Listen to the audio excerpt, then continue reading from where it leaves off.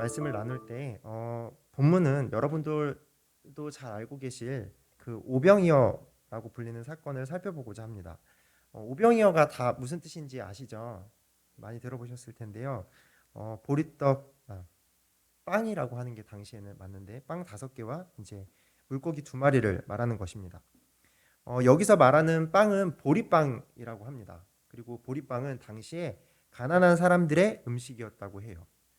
그리고 물고기도 저는 어렸을 때 그 주일학교 때 보면 물고기가 항상 이렇게 고등어처럼 큰 물고기들이 그려져 있어서 그런 생선일 줄 알았어요. 근데 실제로 여기서 말하는 물고기 2마리는 소금에 절인 손가락 2마리 정도의 작은 생선을 말한다고 합니다. 그러니까 그리고 또 9절 말씀을 보면 이 오병이어를 갖고 있었던 사람이 누구냐면 한 어린 아이라 그래요. 그러니까 종합해서 보자면 오늘 나오는 오병이어는 가난한 집 아이의 도시락이라고 할 수 있습니다. 그러니까 이 도시락은 사실 성인 한 사람을 배부르게 하기에도 모자른 양이었을 거예요. 그런데 이것으로 예수님께서 몇 명을 먹이셨다고 하죠? 네, 성경에는 5천 명이라고 나오는데 이게 여자와 아이는 제외한 숫자라고 합니다. 그래서 많게는 2만 명 정도의 인원이 되었을 것이라고 추정하기도 하는데요. 최근 연구에 의하면 당시 갈릴리 지역에 사는 인구가 15,000명 정도였을 것이라고 추정을 한대요. 그러면 2만 명까지는 아니었을 거고 그래서 대략 1만 명 정도로만 잡아도 어마어마한 숫자인 것이죠. 5천 명도 결코 적지 않은 숫자인데 1만 명 이상의 사람을 빵 5개와 이 작은 생선 2마리로 먹이셨다고 하니까 정말 놀라운 일이고 상상하기도 힘든 일입니다. 그런데 이 놀라운 일을 실제로 두 눈으로 똑똑히 보며 경험한 사람들, 그 음식을 자신의 손으로 집어서 입에 넣어 먹은 그 사람들이 느끼는 그 충격감과 놀라움은 어땠을까요? 우리는 그냥 사실 글로 보고 말지만 실제로 그 일을 경험한 사람들은 정말로 놀라했겠죠.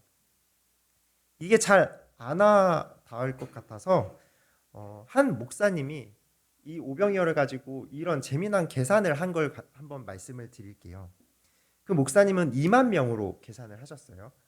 어, 근데 당시에 모인 사람들의 무리를 이렇게 다른 복음서를 보면 무리를 지어서 앉히라고 이렇게 예수님이 말씀하시거든요.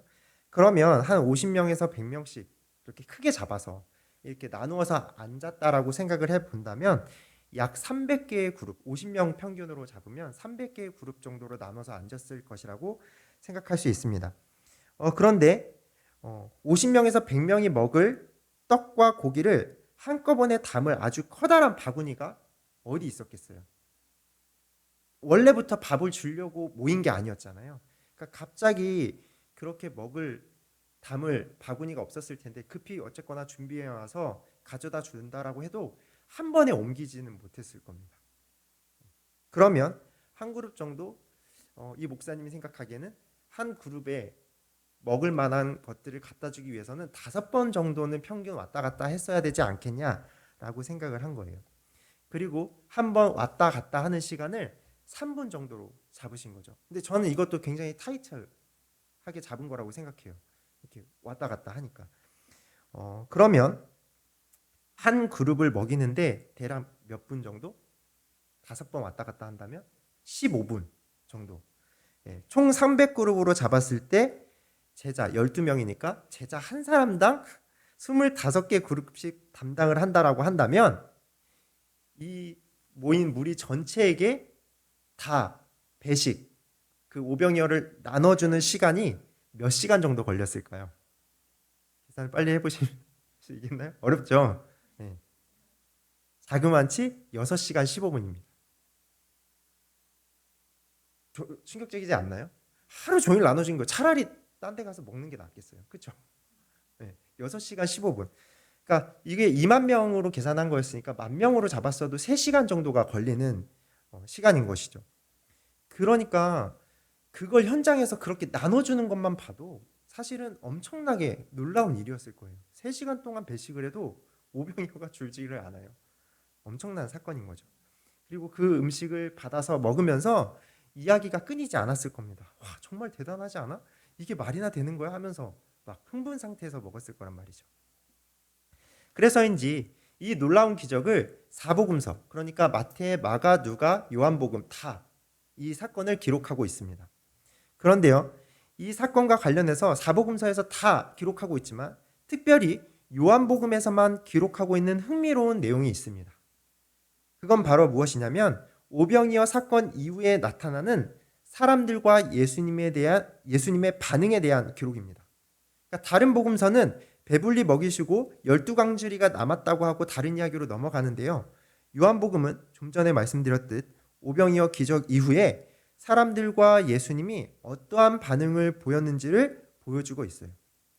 그게 우리가 읽은 본문 15절 말씀에서 한 구절로 요약되어 있는데요. 다시 한번 15절 말씀을 함께 읽어볼까요? 15절입니다. 시작. 그러므로 예수께서 자기를 억지로 붙들어 임금으로 삼으려는 줄 아시고 다시 혼자 산으로 떠나가시니라. 아멘. 예. 당시 현장에서 기적을 경험한 사람들은 매우 흥분했을 겁니다. 그리고 예수님을 향해서 환호성을 질렀을 거예요. 그리고 예수님을 지켜 세우기에 바빴을 겁니다. 아주 열광적으로요. 그건 사람들이 예수님이 그들을 자신의 왕으로 삼으려고 했다라고 하는 말씀을 통해서 잘 알 수 있습니다. 그런데 이에 반해서 예수님의 반응은 사람들과는 매우 상반된다라는 것을 보게 됩니다. 예수님께서는 자신을 향해 열광적인 찬사를 보내고 있는 사람들을 뒤로 하시고 혼자 호련히 산으로 살아시었다고 하거든요. 그리고 예수님이 왜 이런 반응을 보이시는 것인지 그 이유 또한 15절 안에 나와 있는데요. 그들이 와서 자신을 억지로 붙들어서 임금, 왕으로 삼으려는 줄 아셨기 때문이라고 합니다. 근데 여러분, 사실 예수님은 모든 만물의 주인이시오, 모든 이들 가운데 높임을 받으셔야 할 진정한 왕이시지 않나요? 그럼 모인 사람들이 예수님을 왕으로 삼고자 하는 것이 나쁜 것이 아닐 수도 있을 텐데, 아니 오히려 모든 이들이 이렇게 예수님께 마음이 사로잡혀 있는 때에 예수님이 말씀을 전하고 복음을 전한다면 더 좋은 기회가 될 것 같은데 예수님은 왜 그들을 피해서 산으로 도망가신 것일까요? 왜 자신을 왕으로 삼으려는 사람들의 반응을 억지로 라는 표현을 사용하시면서까지 원치 않는 반응이라고 하신 것일까요? 예수님이 겸손하시기 때문에, 겸손의 왕이시기 때문에 그러신 것일까요? 아니면 예수님은 그들의 왕이 되기를 원치 않으셨던 것일까요? 제가 합신대학원에서 김대원 목사님과 함께 공부할 때 기억하실지 모르겠지만 강의 시간에 교수님이 마태복음 4장에 대해서 언급하신 적이 있습니다. 마태복음 4장에 뭐가 나오냐면 사단이, 마귀가 예수님을 광야에서 시험하는 장면이 기록되어 있어요. 근데 마귀가 3번 예수님을 시험하죠. 근데 그 중에 첫 번째 시험이 뭐였냐면 네가 만약에 하나님의 아들이어든 이 돌들을 떡으로 만들어 보아라, 떡덩이로 만들어 보아라 라고 하는 것이었어요. 이건 쉽게 말해서 교수님은 이 본문을 얘기하시면서 이건 뭘 말하는 거냐면 놀라운 능력과 기적을 보이는 것으로 네가 하나님의 아들, 메시아, 구원자, 왕임을 증명하라 라고 유혹한 것이라고 볼 수 있다라고 하셨어요. 다시 말해 사단은 첫 번째 시험을 통해서 예수님께 쉽게 이 세상의 왕, 이스라엘 백성들이 원하는 메시아가 될 수 있다라는 길을 제시했다라는 겁니다. 십자가를 지지 않고도, 하나님의 뜻을 따르지 않고도 세상의 메시아, 임금, 왕이 될 수 있다라고 예수님을 유혹한 것이죠. 돌을 떡덩이로 바꾸는 그 기적만 있으면 쉽게 메시아의 자리에 오를 수 있어 라고요. 하지만 예수님은 그 유혹을 거절하시고 사단에게 이렇게 대답하셨죠. 사람이 빵으로만 살 것이 아니요 하나님의 입으로부터 나오는 모든 말씀으로 살 것이라 라고요. 물론 이 말씀은 하나님의 말씀으로만 살 수 있다, 밥 안 먹어도 돈 안 벌어도 하나님 잘 믿고 예수 잘 믿으면 잘 먹고 잘 살 수 있다, 죽지 않는다, 뭐 이런 식의 얘기는 아니겠죠. 예수님의 대답은 먹고 사는 문제보다 더 중요한 것이 하나님의 뜻, 하나님의 말씀이라고 대답하신 것이요, 사람의 근본적인 문제가 먹고 사는 것을 해결하는 것으로 되지 않는다는 것을 말씀하고자 하신 것입니다. 왜냐하면 사실 모든 인류의 불행은 빵 때문이 아니라 죄 때문에 생겨난 것이니까요. 세상과 사람이 타락하여 비참한 상태에 놓이게 된 것은 우리가 잘 알듯 하나님을 떠나 하나님의 뜻과 말씀을 거부한 죄 때문이었습니다. 우리가 살아가며 겪는 모든 아픔과 슬픔과 불행은 죄가 들어오면서부터 시작되었고 우리가 하나님의 말씀에 순종하지 않으면서 시작된 것이었어요. 때문에 이것이 인류의 진짜 문제이고 모든 불행의 근본적 원인이라고 할 수 있습니다. 그리고 이러한 문제는 단순히 돌을 빵이 되게 하는 것으로, 떡이 되게 하는 것으로 해결할 수 없는 것이죠. 그래서 예수님은 사단의 말을 거절하셨을 뿐 아니라 사람이 빵이 아니라 하나님의 말씀으로 사는 것이라고 대답하셨던 것입니다. 예수님은 근본적인 해결책으로 답변을 하신 것이죠. 그런데 그렇게 사단의 시험을 이기신 예수님께서 아이러니하게도 모순된 행동을 하신 사건이 바로 오늘 우리가 살펴보고 있는 오병이어의 기적입니다. 분명 사람은 빵으로 사는 게 아니라고 하나님의 말씀으로 사는 것이라고 말씀하신 주님께서 돌을 빵이 되게 하는 것은 아니었지만 그에 못지않은 기적, 보리빵 5개와 물고기 2마리로 5,000명, 아니 10,000명 이상이 되는 사람들을 먹이신 것이죠. 그리고 이렇게 빵 문제, 먹고 사는 문제를 해결할 수 있는 능력이 사람들 앞에 드러나 보이자 아니나 다를까 사람들은 달려들어서 예수님을 그들의 왕으로 세우려고 했습니다. 사단의 말이 틀리지 않았던 거예요. 그렇죠?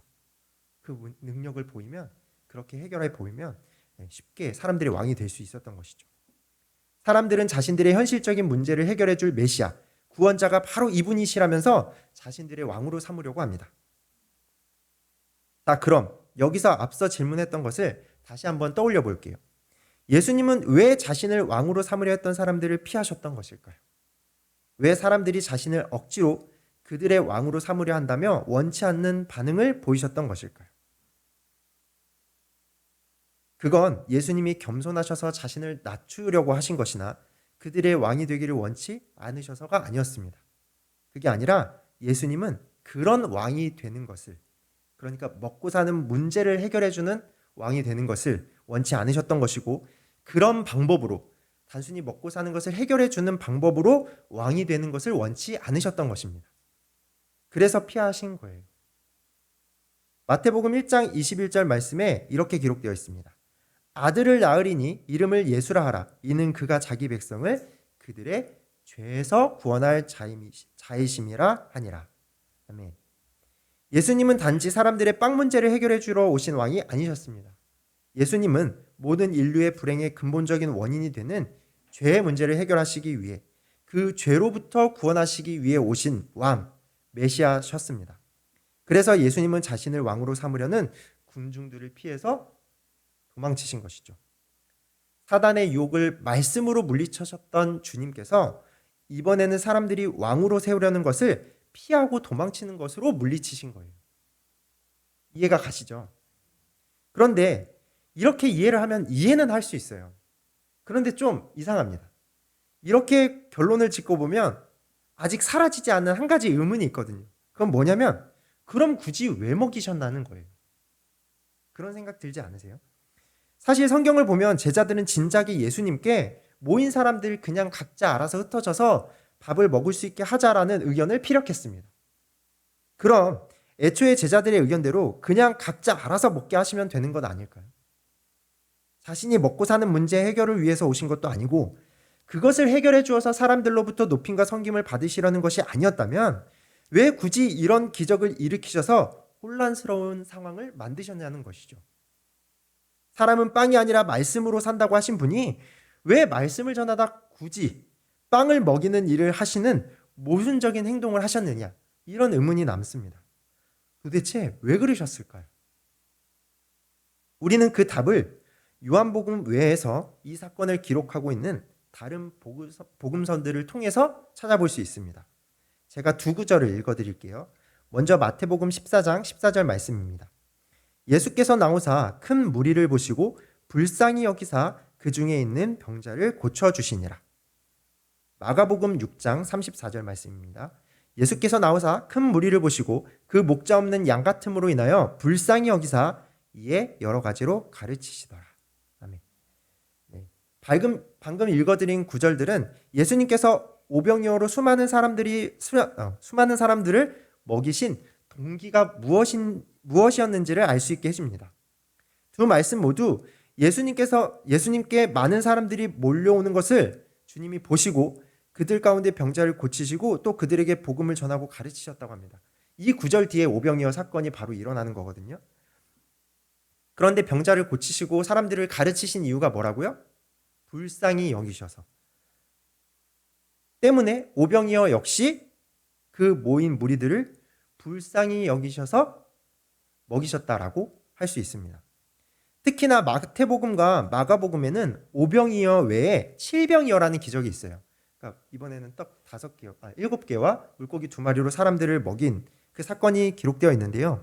거기를 보면 예수님이 직접적으로 사람들이 먹을 것이 없어서 길에서 쓰러질까요? 굶겨보내지 못하겠다라고 언급을 하십니다. 그리고는 내가 무리를 불쌍히 여기노라 하시며 먹이시는 것을 볼 수 있기 때문에 이 오병이어의 기적 역시 불쌍히 여기셔서 먹이셨다라고 말하는 것에 무리가 없습니다. 그러니까 왜 예수님은 자기 모순적인 행동을 하셨는가? 왜 굳이 이런 혼란스러운 상황, 원치 않는 상황이 일어나실 것을 아시면서도 기적을 행하셔서 사람들을 먹이신 것인가 하는 질문의 답은 바로 그들을 불쌍히 여기셔서라고 할 수 있는 거예요. 그런데 여기서 불쌍히 여기신다는 의미는 그저 안타깝게 여긴다 그런 의미가 아니에요. 우리가 길을 가다가 노숙자를 보면서 혹은 좀 몸이 불편하신 분들을 보면서 안타깝다, 불쌍하다 라고 말하면서 이렇게 혀를 차기도 하죠. 근데 그런 이유를 말하는 게 아닙니다. 들어보신 적이 있으실 것 같은데요. 본문에 쓰인 불쌍히 여기셨다라는 단어의 원어는 스플랑크니조마이라는 단어예요. 이 단어는 일반적으로 긍휼히 여기다, 불쌍히 여기다 라고 해석이 됩니다. 근데 이 단어가 명사인 스플랑크논에서 파생된 단어이거든요. 근데 이 스플랑크논이라는 단어는 내장 또는 창자를 뜻하는 단어예요. 그래서 스플랑크니조마이는 창자, 내장이 뒤틀리고 끊어지는 듯한 아픔을 느낄 정도로 불쌍히 여긴다라는 의미를 담고 있습니다. 곧 예수님께서는 그 자리에 모인 무리들을 단순히 에휴, 밥도 먹고 돈도 없는 불쌍한 인생들 이런 식으로 보신 게 아니라 극심한 고통을 느끼실 정도로 그 무리들을 향한 애틋한 마음을 가지고 보셨다라는 거예요. 다시 말해서 우리가 지나가다 노숙자 보면서 불쌍하다라고 생각하는 거랑 내 자녀가 실제로 굶주리고 고통당하고 있을 때 불쌍히 여기는 감정이 사실은 다르잖아요. 그럼 후자의 마음이 예수님의 마음이었다는 거죠. 곧 예수님은 그 마음, 깊은 사랑으로부터 나오는 애타는 마음으로 백성들을 가르치고 그들의 병을 고쳐주셨을 뿐 아니라 육체적인 배고픔과 굶주림까지 배려하시며 먹을 것을 주고자 하셨던 것입니다. 그리고 바로 이 부분이 저에게는 가장 큰 놀라움으로 다가오는 부분이에요. 예수님은 분명 먹는 것, 병을 고치는 것이 그들의 근본적 문제를 해결할 수 있는 것이 아니라는 것을 누구보다 잘 아셨습니다. 그런 현실적인 문제 해결로 그들의 삶이 온전해지지 못한다라는 것을 누구보다 잘 알고 계시는 분이셨어요. 하지만 그럼에도 불구하고 그들을 향해 애끓는 사랑 때문에 빵을 주시고 먹이셨다라는 게, 그들을 향한 사랑 때문에 이런 기적을 행하셨다라는 게 저는 참 놀라운 부분입니다. 그리고 이 때문에 저는 오병이어로 10,000명 이상을 먹이셨다는 사실에서 그 놀라운 기적을 일으킨 능력보다 그 놀라운 기적을 일으키게 한 예수님의 마음, 그 사랑에 더욱 주목하게 됩니다. 잘 아시겠지만 예수님이 우리를 사랑하신다라는 것은 단지 우리가 이 땅에서 조금 더 잘 살고 편하게 살기를 바란다, 혹은 그렇게 해주시겠다라는 것은 아닙니다. 예수님은 결코 이 땅에서의 삶만을 위해 오신 것이 아니기 때문이죠. 그러나 그렇기에 더욱더 놀랍고 감사한 건, 그렇다고 예수님께서 이 땅에서 여러 문제로 고통스러워하고 힘겨워하는 불행한 이들의 삶을 무시하거나 경멸하거나 쉽게 여기시지 않으셨다라는 것이죠. 오늘 말씀에서 오병이어로 기적을 행하신 예수님의 모습에서 볼 수 있듯이, 그리고 또 다른 기적들을 행하시는 모습들을 볼 때에도 주님은 이 땅에서 죄로 인해 고통당하고 그 죄가 야기하는 모든 문제로 힘들어하는 자들의 마음과 삶에 깊이 공감하시며 그들을 긍휼히 여기시고 그들로 아파하는 모습을 보이신다는 것을 알 수 있습니다. 당연히 그러셔야 하는 거 아니에요? 예수님이니까, 그분은 선하고 은혜를 베푸시는 분이니까 당연히 긍휼히 여기셔야 하는 것 아닌가요? 라고 생각할 수도 있습니다. 하지만 엄밀히 말하자면 하나님이 긍휼히 여기시는 대상들은 스스로 하나님을 떠난 자들, 하나님의 뜻을 외면하고 거부한 타락한 죄인들입니다. 그러니 주님은 그 죄인들의 삶을 보며 너희들의 죄 때문에 이런 고통과 불행이 온 거야 라고 꾸짖으실 수도 있었고, 아니면 곧 있으면 내가 모든 원인이 되는 죄를 해결할 거니까 그냥 참고 기다려 라고 하시거나 그런 태도를 보이실 수도 있었을 거예요. 그러나 지금 우리가 본문 말씀을 통해 보고 듣듯이 예수님은 그렇게 하지 않으셨죠. 죄로 인해 불행하고 비참한 삶, 고통스럽고 힘겨운 인생을 살아가는 자들을 견딜 수 없어 하시며 그들을 고치시고 먹이십니다. 그리고 이러한 예수님과 예수님이 행하시는 일들을 통해 우리는 우리를 향한 아버지 하나님의 사랑, 그분의 마음을 엿볼 수 있죠. 여러분, 여러분의 하루하루, 여러분의 인생, 삶은 어떠신가요? 늘 행복하고 기쁘고 감사하고 그러신가요? 그렇지 않으실 거예요. 결코 쉽지 않으실 겁니다. 각자 삶에 다가오는 여러 문제들로 인해 힘겨워하고 아픔과 슬픔, 고통과 불행을 느끼고 고백하실 거예요. 그게 어떤 것들인지, 그게 얼마나 나의 마음을 힘겹게 하는지 저는 알지 못합니다. 그러나 하나님은 아십니다. 하나님은 우리가 수많은 현실의 문제들로 인해 힘겨워하는 것을 아십니다. 하나님은 전능하시기에 하나님께는 우리의 문제들이 아무것도 아니니까 우리의 어려움과 고통을 가볍게 여기실 것이라고 느껴지기도 하지만 때로 그렇지 않습니다. 내가 죄인이기 때문에, 때로 하나님이 기뻐하시는 삶을 살지 못하기 때문에 하나님이 내 고통과 아픔에 나몰라라 하실 수도 있을 것 같이 느껴지기도 하지만 그렇지 않습니다. 하나님은 우리의 삶의 아픔과 슬픔을 결코 간과하지 않으십니다. 그래서 우리는 우리의 삶에서 당하는 어려움과 문제를 가지고 하나님께 나아가서 기도할 수 있는 거예요. 그래서 중요하고 그것이 필요한 것이죠. 하나님은 그런 우리를 사랑과 애끓는 마음으로 함께 보시며 함께 하시며 보고 듣고 계신다고 오늘 말씀이 보여주고 있으니까요. 그러나 이 부분에서 또한 주의해야 할 점이 있습니다. 하나님이 그렇게 우리의 현실을 간과하지 않으시는 분이시니, 우리를 그만큼 사랑하는 분이시니 우리의 어려움과 현실의 문제를 다 해결해 주실 것이라는 걸 믿고 나아가면 반드시 우리 삶에도 이런 기적이 나타날 것이다 라고 섣불리 결론을 가지는 것은 위험해요. 왜냐하면 오병이어의 기적을 기록한 건 그 일이 오늘날에도 일어날 수 있다는 것을 믿으라는 데에 목적이 있는 것은 아니기 때문입니다. 예수님은 빵 문제를 해결하는 것으로 그들의 왕이 되려 하지 않으셨다라고 말씀드렸습니다. 예수님은 그들을 불쌍히 여기셔서 먹이셨지만 결국 그들을 피하셔서 산으로 올라가셨습니다. 예수님의 목적은 그들의 배를 불리게 하는 게 아니라 골고다 언덕 십자가에 있었기 때문이죠. 굶주린 이들에게 빵을 주신 동기는 예수님의 크신 사랑이 분명했습니다. 그러나 한 끼 배불리 먹이는 것이 그 사랑의 목적과 핵심이 아니었어요. 그 사랑의 목적은 보다 근본적인 해결책이 되는 십자가에 있었습니다. 그 십자가야말로 모든 불행의 원인을 해결해주는, 우리를 죄로부터 구원하는 유일하고도 진정한 해결책이었기 때문입니다. 그래서 우리는 주님의 사랑이, 그 사랑의 능력이 최대로 나타난 것은, 그 사랑의 의지가 가장 명확하고 강력하게 표현된 사건은 오병이어로 만 명이 먹은 기적이나 다른 기적들이 아니라 십자가 사건이라고 말하는 것이고, 그것을 우리의 마음에 담을 수 있어야 하는 것입니다. 우리를 향한 하나님의 사랑과 그 능력을 확인하는 가장 중요한 기적은 예수님께서 우리를 위해, 나를 위해 죽으시고 부활하셨다는 것에 있습니다. 다른 기적들은 그 예수님의 사랑과 능력을 엿볼 수 있게 해주는 수단과 도구에 지나지 않는 것들이에요.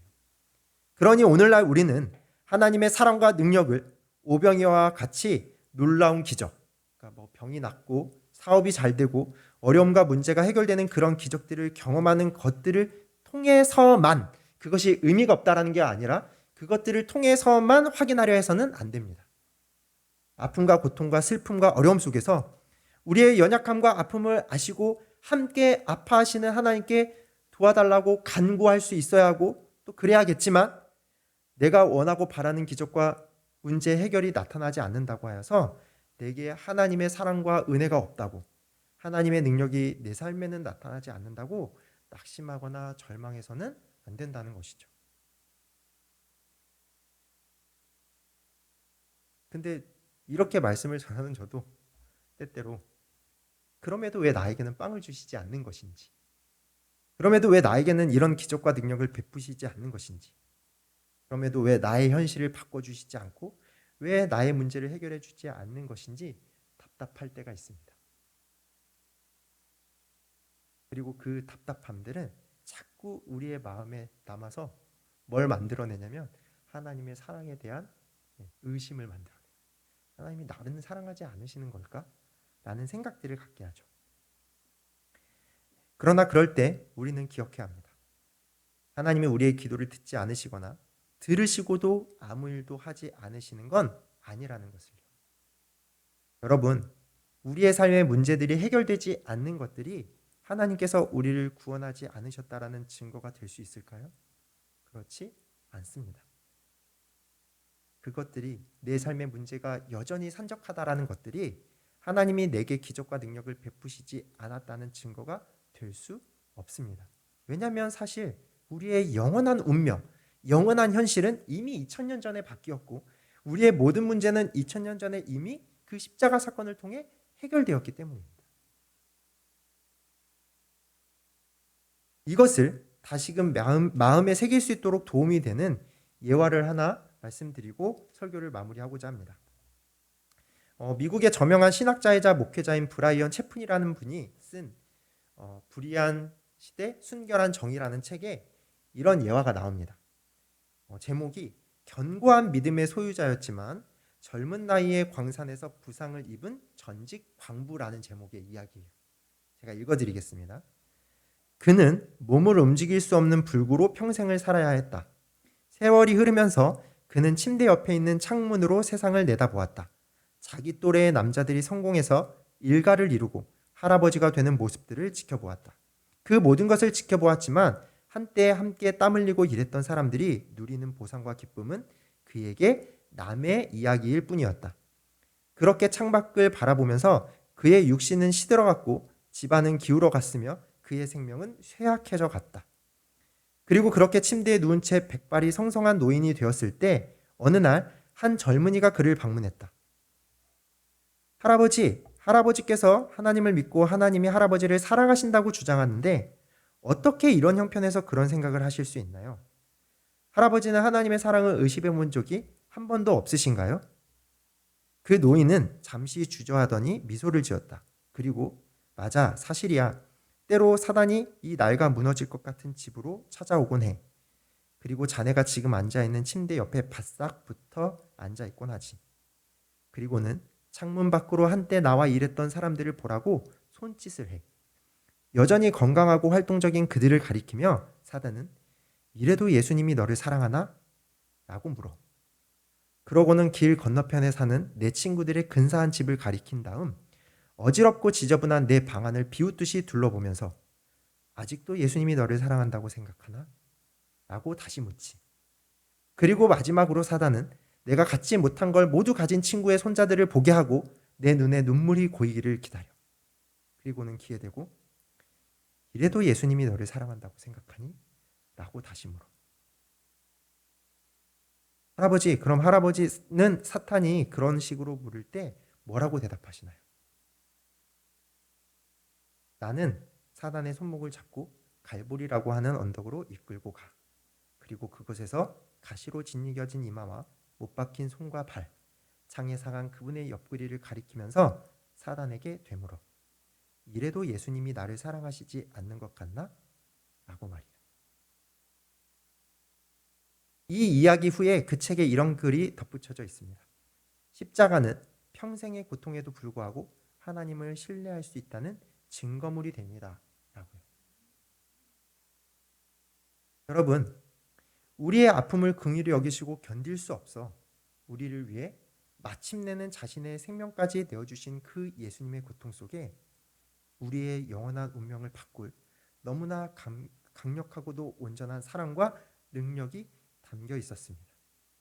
때문에 그 주님의 죽으심과 부활 사건이야말로 정말로 하나님께서 우리에게 보여주시고 우리를 위해 베풀고자 하신 진정한 기적이라고 할 수 있습니다. 마무리하겠습니다. 오늘 말씀을 기억하시고 묵상하실 때마다 우리의 연약함과 아픔을 긍휼히 여기시는 주님의 마음과 사랑을 깨달으실 수 있기를 축복합니다. 그 사랑 안에서 저와 여러분이 주님을 신뢰하고 의지하며 주님께 나아갈 수 있기를 바랍니다. 제가 지금 사역하고 있는 교회에서는 청소년부를 담당을 했었는데요. 제가 청소년부 아이들에게 항상 강조한 것이 이것이었어요. 내가 너희에게 주님을 신뢰하라고 당당하게 말할 수 있는 건 주님이 단지 능력이 많으신 분이시기 때문이 아니라 그 능력으로 우리를 사랑하시기 때문이라고. 단지 능력만 많다면 그분을 어떻게 신뢰하고 어떻게 의지할 수 있겠어요? 그러나 그분이 자신의 생명을 내어주시기까지 우리를 사랑하시는 분이시기 때문에 우리는 마음을 다해서 그분을 신뢰하고 의지할 수 있고 그것이 우리에게 결코 해가 되지 않거나 헛되지 않을 것이라고 말하는 것이죠. 때때로 우리의 삶에 하나님의 도우심이 나타나지 않는 것 같아 보이고 내가 원하고 바라는 능력과 기적들이 나타나지 않는 것 같아 마음이 힘들고 괴로울 수 있습니다. 나를 향하신 하나님의 사랑에 대해서 흔들릴 때가 있을 수도 있을 거예요. 그럴 때 우리는 그 사랑의 완성, 결론, 목적이 무엇에 있었는지, 어디에 있었는지를 다시금 떠올릴 수 있기를 바랍니다. 그래서 세상의 조롱과 수많은 유혹과 흔들림 속에도 주님의 사랑을 확신하며 또 주님을 사랑한다고 고백하며 하루하루를 잘 살아낼 수 있는 저와 여러분이 되기를 간절히 바라고 축복합니다. 또한 하나님께서 그 사랑으로 우리의 마음을 붙드셔서 마침내는 그 사랑이 만들어내는 그 영광스러운 삶이 얼마나 복되고 크고 아름다운 것인지를 우리 모두가 이 자리에 있는 모두가 맛보게 하여 주시기를 간절히 소망하며 간구합니다.